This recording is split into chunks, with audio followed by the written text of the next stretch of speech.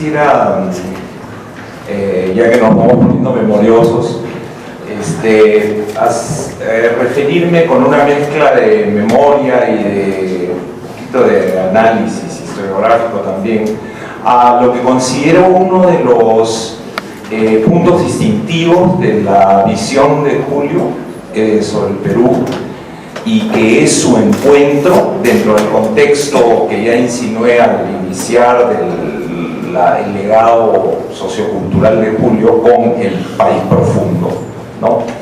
Es un encuentro que a mí me parece que refracta de alguna manera las diversas hebras que van conformando la voluntad intelectual de Julio, ¿no? En primer lugar, y todo esto, como decía al principio, Julio es un autor muy poco autobiográfico y no tenemos datos seguros. La base historiográfica nos falta todavía, Carmen. Es la referencia que probablemente, hipotéticamente, su primer encuentro con la Sierra del País fue a través de un singular exilio o deportación interna a la cual se hizo acreedor en virtud de la intemperancia de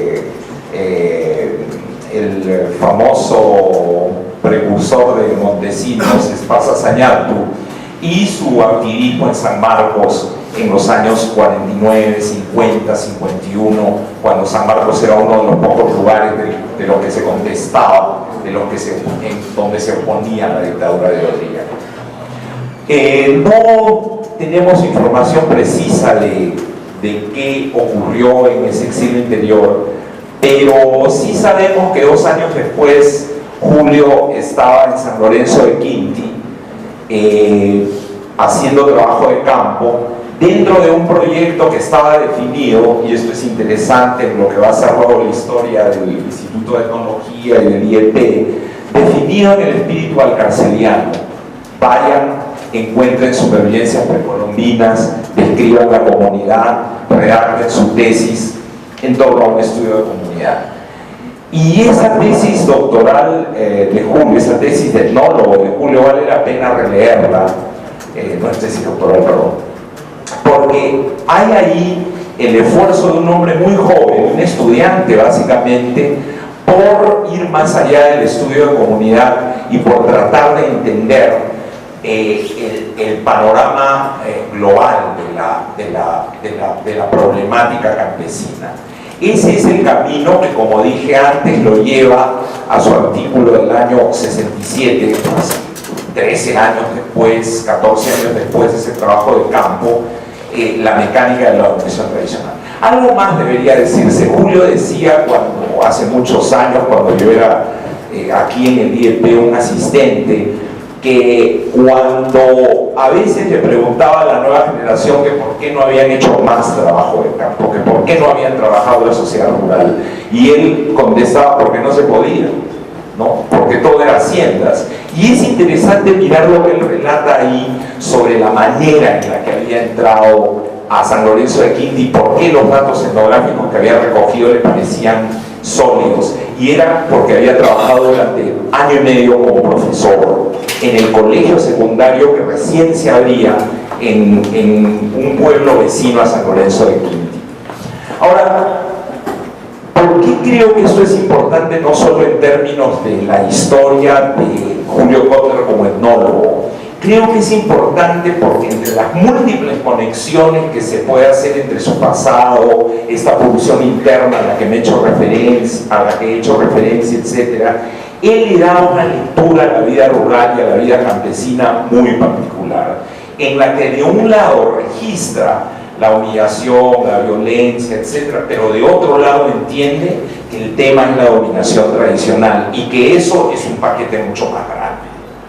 Cuando yo le pregunté el año 1978 sobre estos temas y por qué, otra osadía, en clases de Estado y Nación no aparecían los movimientos campesinos, los movimientos regionales, etc., me dijo: lee 2 libros.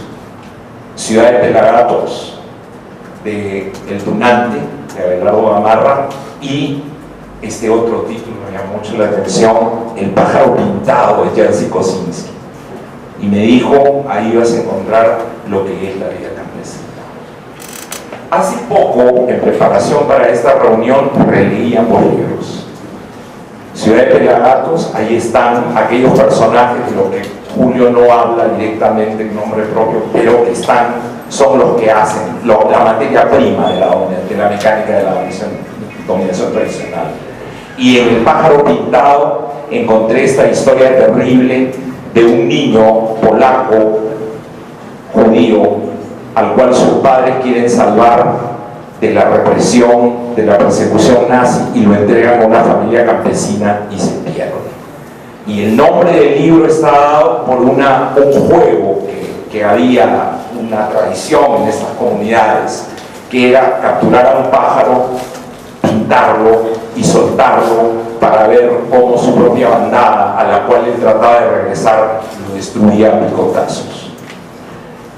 Yo creo que entendí el mensaje de Julio sobre la superstición, sobre la humillación, sobre los conflictos intracomunales, sobre la, sarmentianamente hablando, barbarie de la vida campesina. Pero en esa época no reparé en una historia que ahora sí saltó a mi vista cuando leí El pájaro pintado. El personaje es un niño de 13 años que ante el espectáculo del horror y de la brutalidad pierde la voz y solo la recobra cuando regresa a su hogar.